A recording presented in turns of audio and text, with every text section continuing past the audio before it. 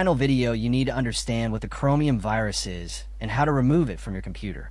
If your PC is acting slow or showing unwanted browsers, stay with me because this will help you.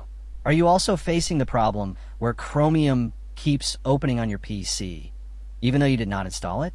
Do unwanted ads or pop-ups appear and normal browsers stop working? If yes, then you're watching the right video. The Chromium virus usually comes from fake software, malicious downloads, or infected extensions.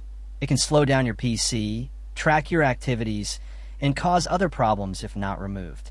You may see many solutions on YouTube and Facebook, but most of them are long, confusing, and hard to follow. Many users try them and still cannot remove Chromium completely. When I faced this problem, I solved it with one simple trick.